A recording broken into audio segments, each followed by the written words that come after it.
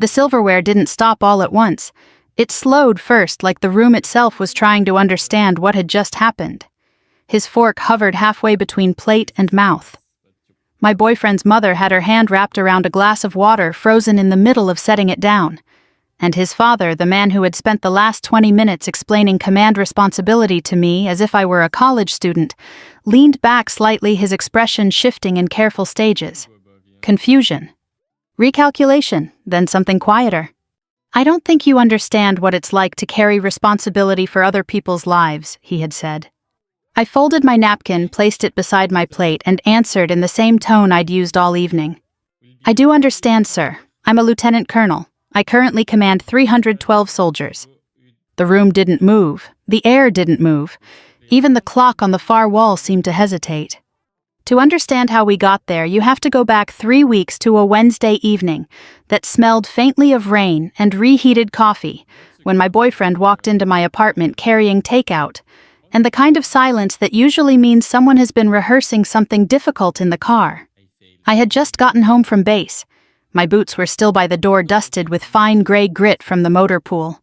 My jacket was draped over the back of a chair, the fabric creased at the shoulders, where my rank sat heavy enough that I sometimes felt it even after I took it off.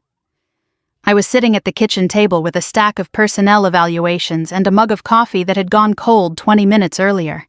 The overhead light buzzed faintly. Outside traffic moved in that steady, late-evening rhythm that makes a city feel half asleep but never quiet.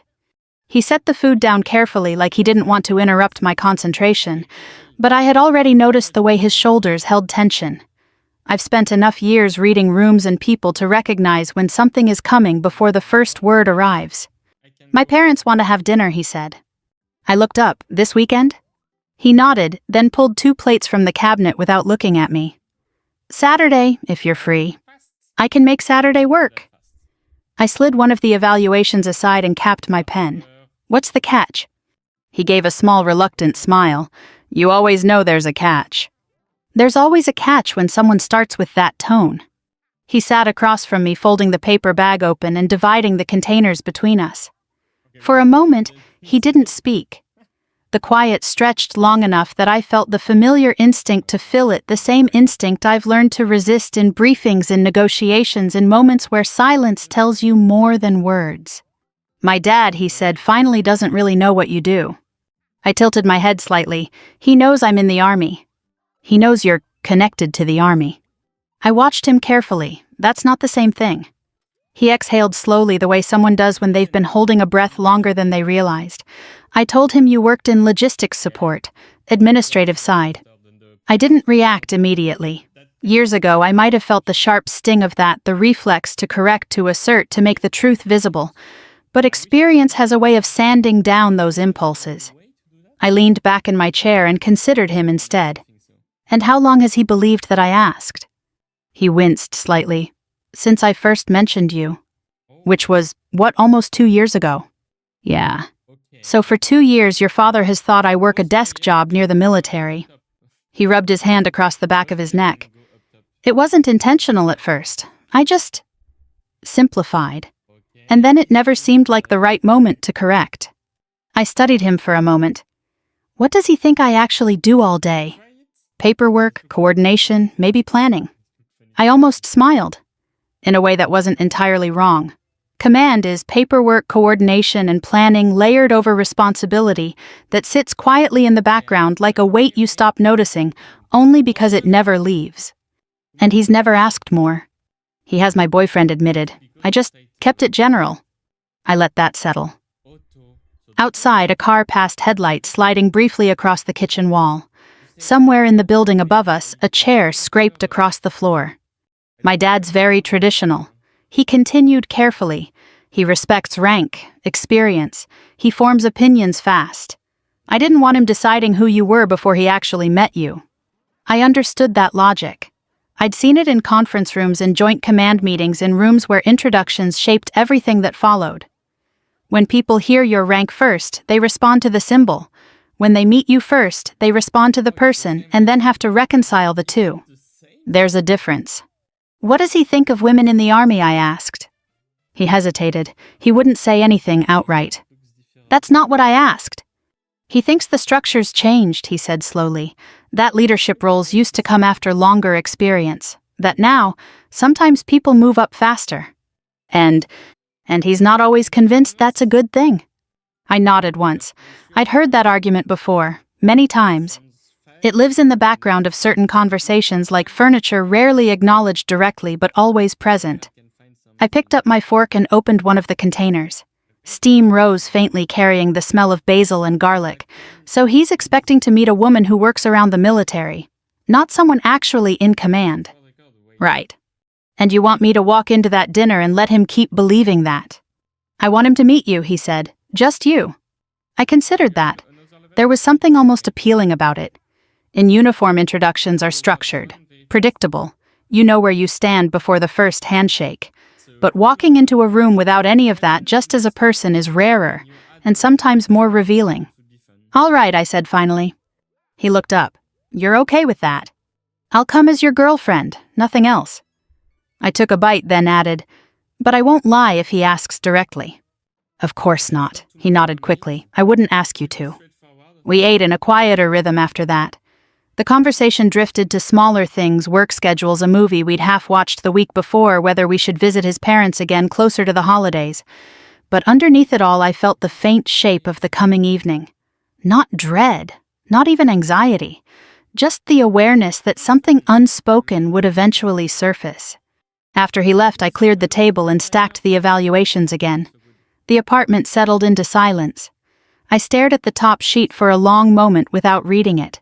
There's a particular calm that comes before certain conversations, the same calm that precedes a difficult briefing or a decision you know will ripple outward. I didn't know exactly what his father would say, but I knew the tone. I'd heard it before. And I knew sooner or later I would have to answer. Saturday arrived with the kind of pale autumn light that makes everything look slightly more deliberate than usual. The sky was thin and high, washed in that soft gray blue that comes after a cold front moves through overnight. I left base earlier than I normally would on a weekend, partly because the drive north could stretch unpredictably, and partly because I wanted a few minutes of quiet before we reached his parents' house. There are conversations that benefit from silence beforehand, the way muscles benefit from loosening before strain. I changed before leaving. Not into anything formal, just dark jeans, a simple sweater, and a pair of boots that looked civilian enough to avoid drawing attention. The habit of minimizing signals is hard to turn off.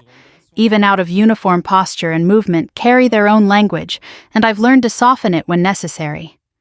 I left my jacket folded neatly over the back of a chair. My insignia sat inside the pocket metal edges, catching the light briefly before the fabric covered them. He picked me up just after 3. The air outside had that crisp bite that hints at winter without committing to it. When I slid into the passenger seat, he smiled, but there was tension in it, the careful composure of someone anticipating a conversation that hasn't happened yet. You ready? He asked. I've briefed generals on less notice, I said lightly. He laughed, but it came out quieter than usual. We pulled away from the curb and merged onto the highway. Traffic thinned gradually as we left the city behind. Buildings gave way to low industrial parks, then long stretches of trees that had begun surrendering their leaves. Gold and rust-colored patches lined the road, the wind occasionally lifting a swirl of them into the air behind passing trucks. For the first 15 minutes we talked about small things, the weather, a restaurant we'd been meaning to try, whether he'd finally fixed the flickering light in his hallway. It was the kind of conversation people use to hold off the one they know is coming. About 20 minutes into the drive he cleared his throat. He's probably going to ask you questions. That's fine. He asks a lot of questions. I've noticed. It's not meant to be interrogative. I know. He glanced at me briefly, then back at the road. He just likes to understand people. I do too. He nodded but didn't seem entirely reassured. The road curved, gently narrowing from 4 lanes to 2. Houses began appearing farther apart, set back from the road behind small lawns and clusters of trees. Mailboxes stood at the edges of driveways like quiet sentinels.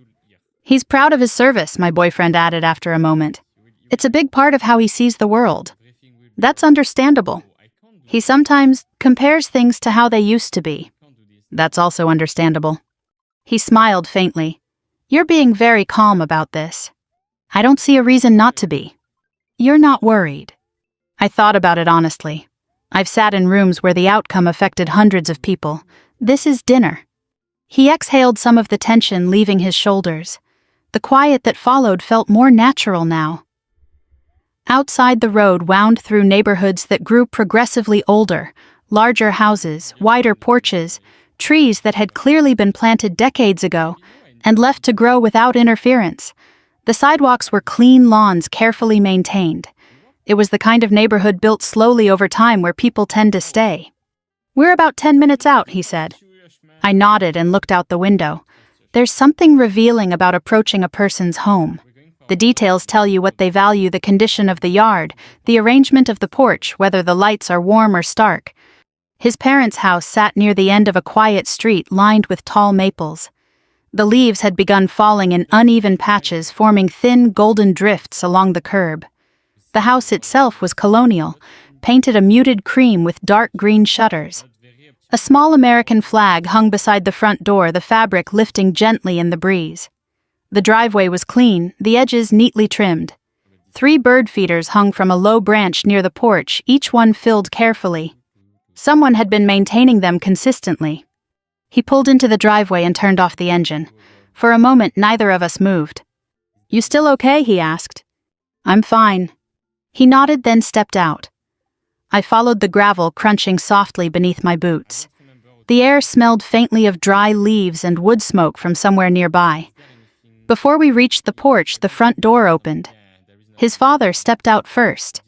He was taller than I expected, broad-shouldered, even in his late 60s, with short white hair and a posture that carried a kind of ingrained authority. Some people never quite stop standing like they're about to give an order. He had that look. His gaze moved quickly, assessing, then settled on me with polite focus. "You must be Emily," he said, extending his hand. "I am. It's nice to meet you." His handshake was firm but measured, not aggressive, not performative, just controlled. He held it a fraction longer than necessary, studying my expression as if looking for something specific. I let the moment pass naturally. "Come in," he said. "We've been looking forward to this." Behind him, his wife appeared, smiling warmly. She was smaller, her expression open and kind. She stepped forward and took my hands briefly. "It's so good to finally meet you," she said. "Marcus talks about you all the time." "I hope all good things," I said. She laughed softly. "Only the best." The house smelled like roasting garlic and rosemary. The entryway walls were lined with framed photographs, family vacations, holiday gatherings, a few older black and white images of his father in uniform. One showed him much younger, standing beside a helicopter, expression serious and proud. I noticed him watching me notice it. "Long time ago," he said. "I can tell," I replied gently. "Different era." He nodded, once approving of the understatement. We moved into the living room, where the late afternoon light filtered through sheer curtains, softening everything. The furniture was comfortable but carefully arranged, the kind that suggested years of use and quiet maintenance. His mother disappeared briefly toward the kitchen. His father gestured toward the sofa. "So Marcus says you work near the army," he said casually as we sat. "I do." "Administrative side?" "Partly." He leaned back slightly, considering that. Something in his expression suggested he was filing the information away, placing me in a mental category.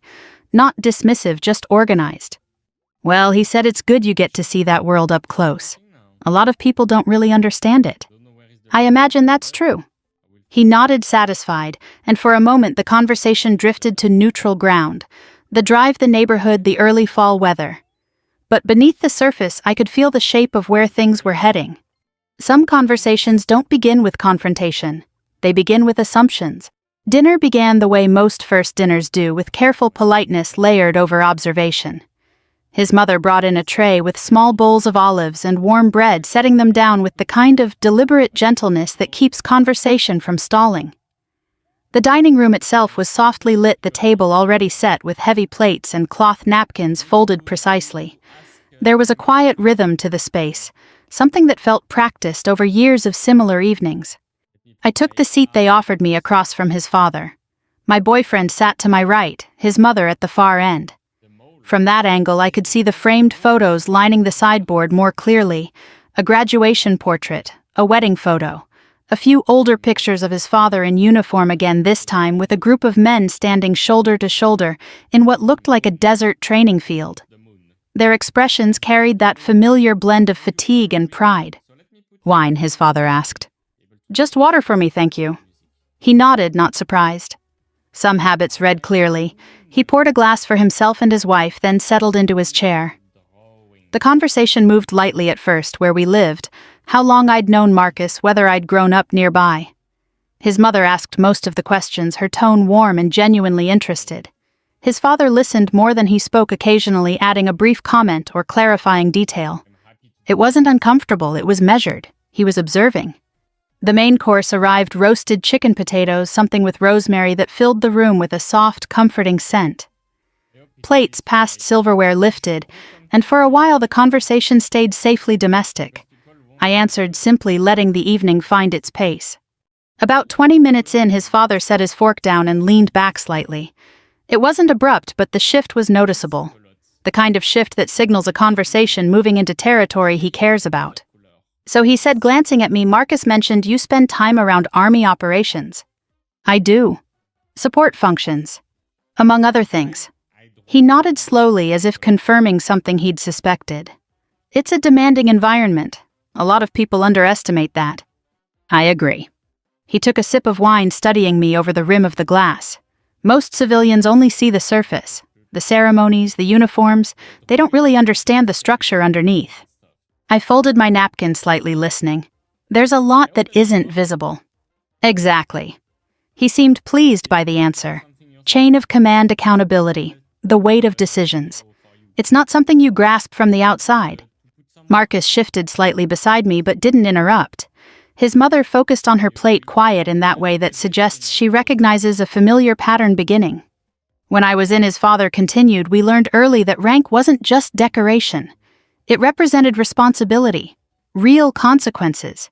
You don't give an order unless you're ready to own what happens next." "That's true," I said. He leaned forward a little.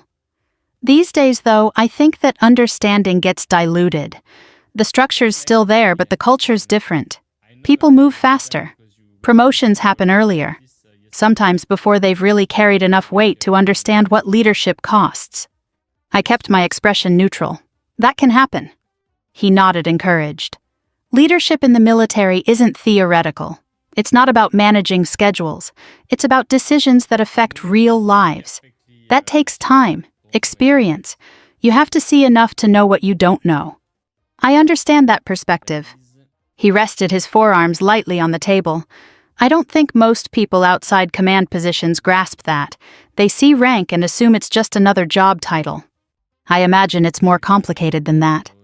"It is." He glanced briefly at Marcus, then back at me. "And it's even harder when people romanticize it. There's a lot of admiration for the uniform, but admiration isn't the same as understanding. The reality is heavier than people expect." The room settled into a quieter stillness. His mother sipped her water. Marcus picked at his food without eating. "I've seen officers struggle with that," his father continued. "They get placed in positions before they've lived enough of the job. And then they're responsible for people who trust them completely. That's not something you can fake." "No," I said softly. He seemed to interpret that as agreement with his broader point. "Part of the challenge today is that the institution wants to adapt, broaden participation, bring in different perspectives. All of that has value. But there's a risk when experience gets shortened. Leadership isn't something you accelerate without consequences." I nodded slightly. "There's always tension between tradition and change." He gave a small approving smile. "That's well put. But tradition exists for a reason. It's built on lessons learned the hard way. When you're responsible for others, you can't afford to learn those lessons too late." Marcus shifted again, this time setting his fork down. "Dad." "I'm not criticizing anyone in particular," his father said calmly. "I'm just saying it's important to understand the gravity of command, especially for people who see it from the outside." His eyes returned to me, not confrontational, just certain. "I don't think you understand what it's like to carry responsibility for other people's lives," he added gently, almost like he was offering guidance rather than correction. "It's different when you're actually the one making the call." I let the silence settle for a moment. The sound of the clock in the next room ticked softly, steady, and unhurried. I could feel Marcus tense beside me, waiting. His mother's gaze flicked briefly toward me, then down again. I folded my napkin once more, placing it beside my plate. The motion was small, deliberate. Years of habit. "I do understand, sir," I said quietly. He tilted his head slightly, listening. "I'm a lieutenant colonel." I met his eyes. "I currently command 312 soldiers." The room stopped. For a moment, no one spoke. It wasn't the kind of silence that feels awkward. It was the kind that rearranges a room. His father didn't move, but I saw the shift in his eyes, the careful recalculation of someone revisiting the last 20 minutes of his own words. Marcus stared down at the table, his hand still resting on his fork. His mother sat very still, fingers lightly curled around her glass, as though any motion might break something fragile. "Lieutenant Colonel," his father repeated slowly, not skeptical, just verifying. "Yes, sir." He studied me with new focus, the earlier certainty gone. "Active duty." "Yes." "And you, command?" "A logistics support battalion, 312 personnel, mixed specialties." The information landed in measured pieces. I offered nothing more than what he asked for. Years of briefings teach you that silence after a fact carries more weight than explanation. He leaned back slightly, absorbing it. "How long have you been in service?" 12 years. Another quiet recalibration. He glanced briefly at Marcus. "You knew?" Marcus nodded once. "I wanted you to meet her first." His father inhaled slowly, then exhaled as if sorting through multiple reactions at once. There was no anger in his expression. Mostly embarrassment layered with something like curiosity. He picked up his glass, then set it down again without drinking. "I see," he said finally. His wife spoke for the first time since the reveal. "Well," she said gently, "that does put things in a slightly different perspective." He gave a short, almost self-aware nod. "Yes, it does." He turned back to me. "And you're currently in command?"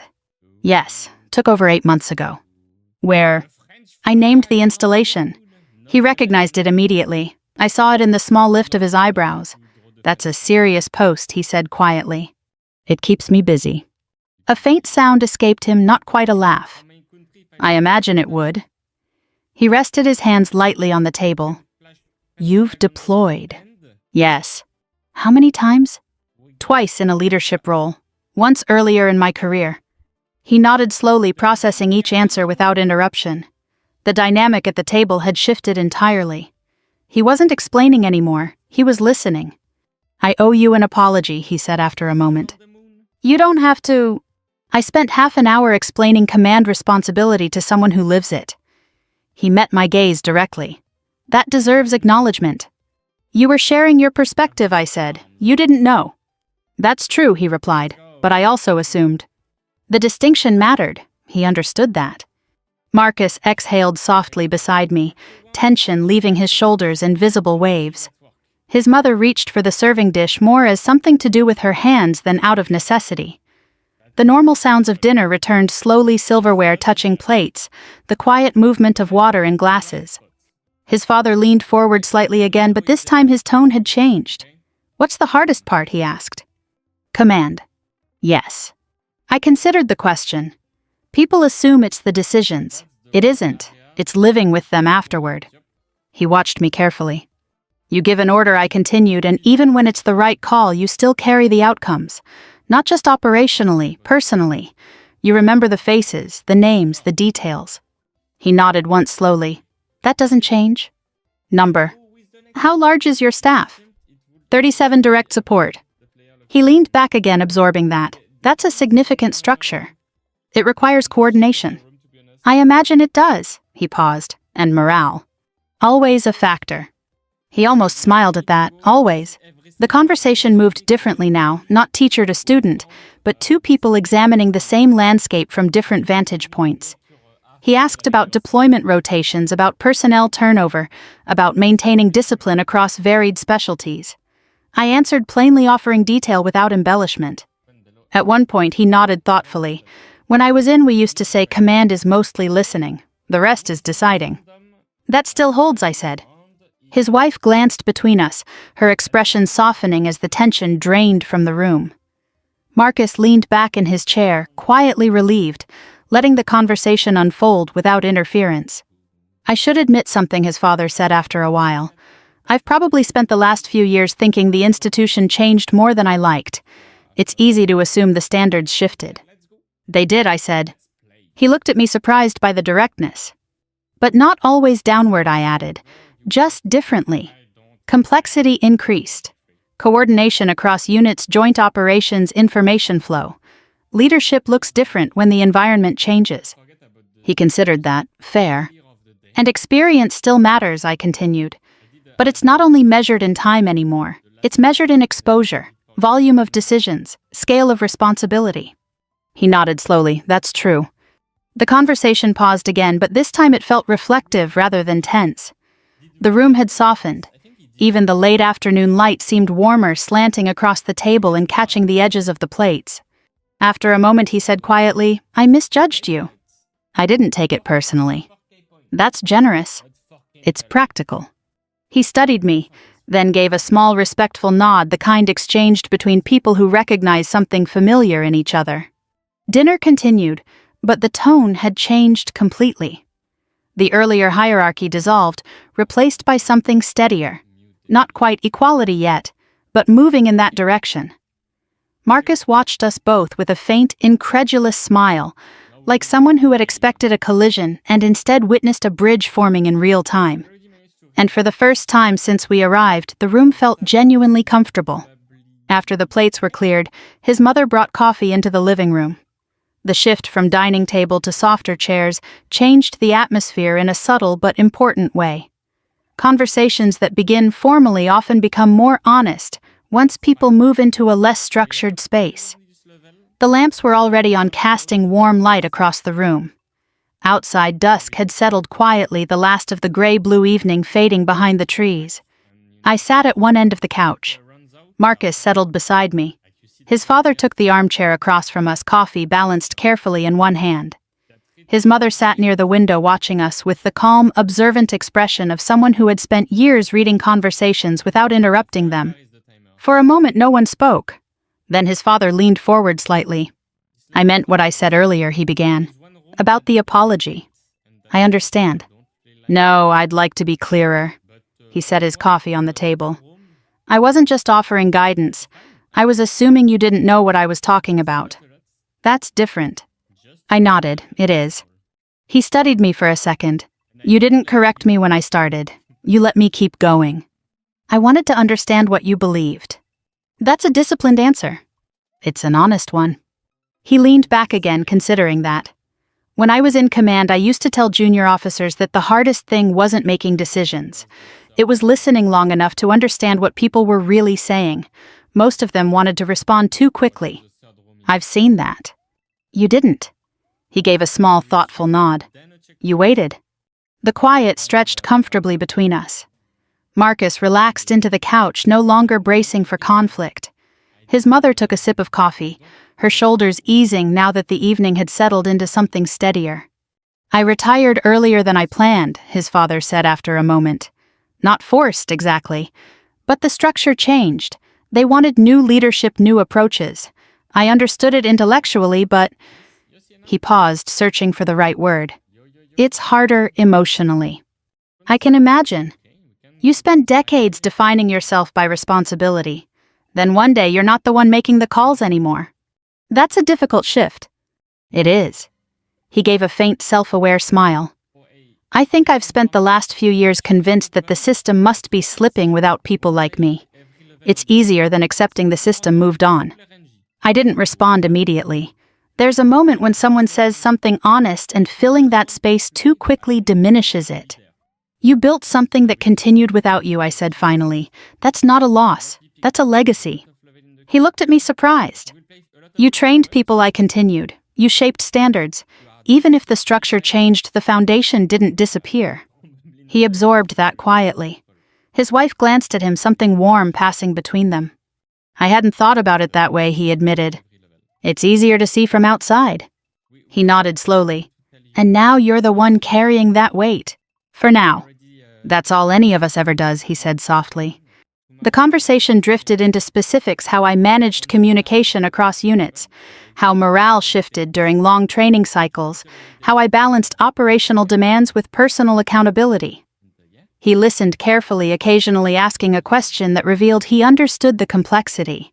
It felt less like a conversation between strangers, and more like one between professionals separated by time rather than experience. At one point, he leaned back and folded his hands. You know, I used to think leadership softened over time.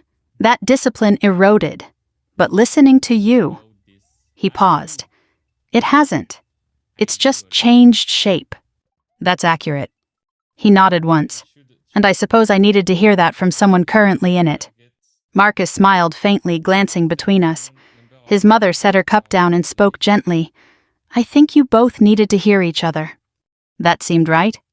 A few minutes later, his father turned to me again. I hope you'll come back, he said.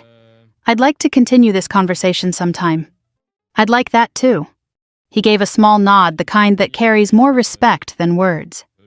The earlier tension had faded completely, now replaced by something quieter and more genuine. Outside, the wind moved through the trees, scattering dry leaves against the porch. When we finally stood to leave, his mother hugged me, holding on a moment longer than expected. Thank you for being patient, she said softly. I squeezed her hand. It was a good conversation. His father walked us to the door. The porch light cast a warm circle on the driveway. He shook Marcus's hand, then turned to me. Lieutenant Colonel, he said, not formally, just acknowledging. It was an honor meeting you. It was good meeting you too. He nodded again, more deliberate this time. Not evaluation, recognition.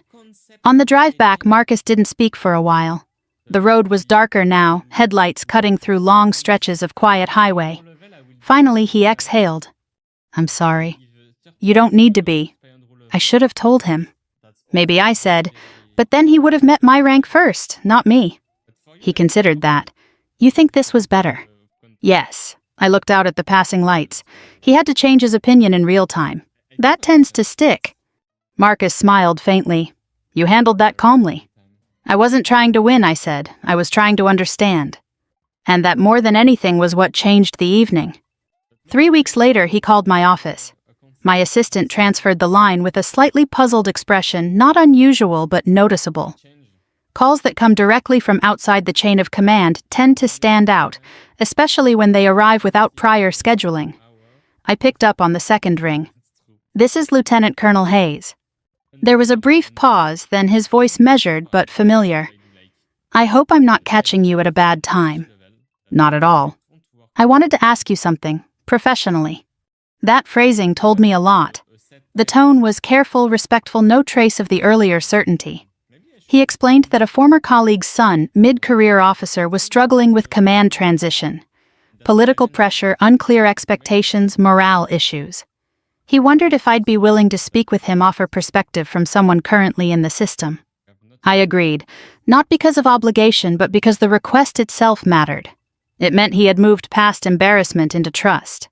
After the call ended, I sat for a moment at my desk.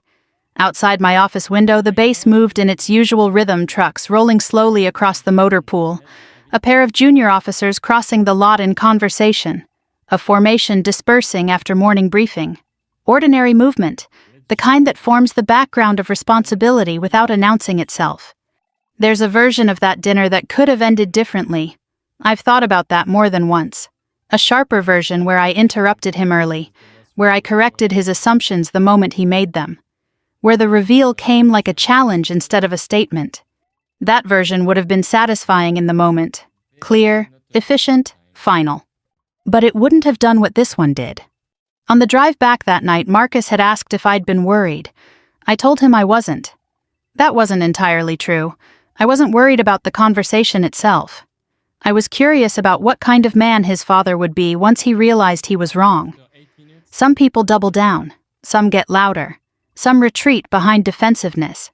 Those reactions close doors. He didn't. He paused. He reconsidered. He listened. That's rarer than people think. Leadership teaches you to distinguish between winning a moment and shaping an outcome.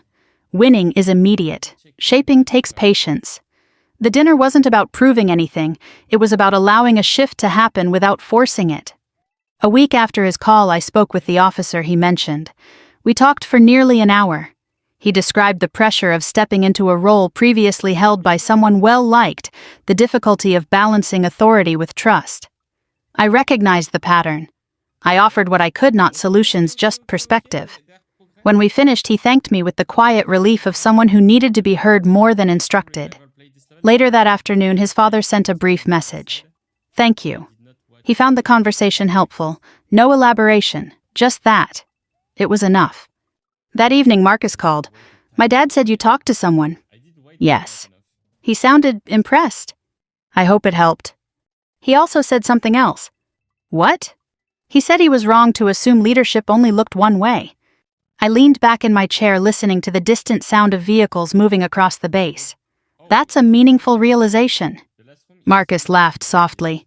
He doesn't say things like that often. Most people don't. After we hung up, I stayed at my desk a few minutes longer. The light outside had shifted toward evening. The day's noise softened. I thought again about that moment at the table, the silence after my words, the careful shift in his expression. There's a temptation when you've earned authority to use it as armor, to lead with rank so no one questions you. I've done that when necessary. But there are times when letting someone see you first changes the conversation in a way credentials never could. He met me as a person. Then he had to reconcile that person with the reality of my role. That reconciliation required thought, humility, adjustment. It wasn't instant, but it was real. 2 weeks after that, we visited again. The conversation picked up where it had left off, not formally, just naturally. We talked about training cycles, about changes in leadership philosophy, about the difficulty of handing responsibility to the next generation. His tone carried respect now, but not distance. It felt less like proving something and more like continuing a dialogue. At one point he said quietly, "You know, when I first met you, I thought I understood the situation. I had you categorized before dinner even started." "That's human," I replied. "It is," he agreed, "but it's also limiting." "Yes." He nodded. "I'm glad you let me discover that instead of forcing it." I didn't answer right away. The room was calm, the late afternoon light settling across the floor just as it had weeks earlier. "I wasn't trying to teach you a lesson," I said finally. "I was just being honest." He smiled slightly. "Sometimes that's the same thing." And in that quiet acknowledgement, the entire evening found its meaning. A month later, I found myself back at their house on another quiet Saturday afternoon. The air had turned colder, the trees mostly bare now, branches tracing thin lines against a pale sky. The bird feeders were still there, still filled. Small details like that tend to matter more over time. They signal consistency, care, the kind of quiet maintenance that keeps relationships steady. This visit felt different from the beginning. There was no careful politeness, no unspoken tension waiting beneath the conversation. His mother greeted me with easy familiarity, pressing a warm mug into my hands before I even sat down. Marcus moved through the house without the earlier caution, relaxed in a way he hadn't been during that first dinner. His father emerged from the study holding a folder, not to present it, just carrying it absent-mindedly as he joined us. "I've been thinking about what you said," he told me after we settled in the living room. "Which part?" "About leadership changing shape." He sat down across from me. I spent years believing the core principles stayed fixed, and everything else was deviation. But now I'm not so sure. The principles might stay, but the expression evolves. That's been my experience. He nodded slowly. When I left service, I thought the institution would drift. Listening to you, I realize it didn't drift. It adapted. That's usually how it works. He leaned back, hands folded loosely. I suppose the harder part is accepting that adaptation doesn't diminish what came before. It builds on it. It does. He looked at me for a moment, then smiled faintly. "You know, I've told a few people about you." Marcus laughed softly. "Of course you have." "Only in general terms," his father clarified. I said I met an officer who reminded me that leadership still requires patience. "That's kind of you." It's accurate. The conversation drifted naturally after that: training schedules, the challenges of maintaining cohesion during long rotations, the difficulty of making decisions that affect families as much as soldiers. His questions were thoughtful, now, not instructional. He listened fully before responding. The difference was subtle but unmistakable. At one point, his mother set down a plate of cookies and said quietly, "I think the two of you enjoy these conversations." "We do," he admitted. "They remind me of when you used to talk with your old colleagues," she added gently. "You sound like yourself again." He glanced at her, then back at me. "She's right. I hadn't realized how much I missed this." I understood that feeling. Responsibility shapes identity. When it shifts, there's often an emptiness that takes time to fill. Conversations like these, grounded, honest, restore some of that sense of purpose.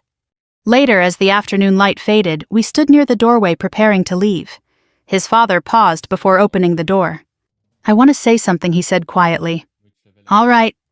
That first night when I started explaining command, I wasn't trying to belittle you. I was trying to hold on to something I thought was slipping away. "I know. But you didn't push back. You let me finish. Then you told me who you were. That mattered." I wasn't trying to win the conversation. "I know," he nodded. "You changed it instead." Outside, the wind moved lightly across the driveway, scattering dry leaves. Marcus stepped ahead to unlock the car. His mother hugged me again, warm and familiar. "Come back soon," she said. "I will." His father extended his hand, then paused and lowered it, choosing instead a brief, respectful nod. Not formal, not distant, just acknowledgement. On the drive home, Marcus glanced at me. "You realize you changed him a little." "I didn't change him," I said. "He changed himself." "Still," he replied, "it wouldn't have happened without that dinner." I looked out at the darkening road headlights stretching into the distance. Sometimes the quietest responses carry the most weight. You don't have to raise your voice to shift someone's perspective. You just have to let the truth sit long enough. He nodded, thoughtful. The car filled with that comfortable silence that comes when nothing more needs to be said. There's a version of this story that ends at the reveal, the moment of surprise, the quiet satisfaction of correcting someone who underestimated you. But that's only the beginning. The real value came afterward, in the conversations that followed, in the willingness to listen, in the slow adjustment of assumptions built over decades. I didn't want a victory. I wanted understanding. I wanted to know what kind of person he would become once he realized he'd been wrong. He chose honesty. He chose reflection. And that choice mattered more than any dramatic moment at the table. If this story stayed with you, if it reminded you that patience can be a form of strength, that quiet confidence often speaks louder than confrontation, I'd love to hear your thoughts. Tell me where you're listening from, and whether you've ever had a moment where simply telling the truth changed someone's perspective. Stories like this happen every day in small rooms, over ordinary dinners, in conversations that quietly reshape how we see each other. We share new stories like this all the time, about respect, misunderstanding, and the moments when people choose growth instead of pride. If you'd like to keep following along, consider subscribing so you don't miss the next one. Let's keep this journey going together.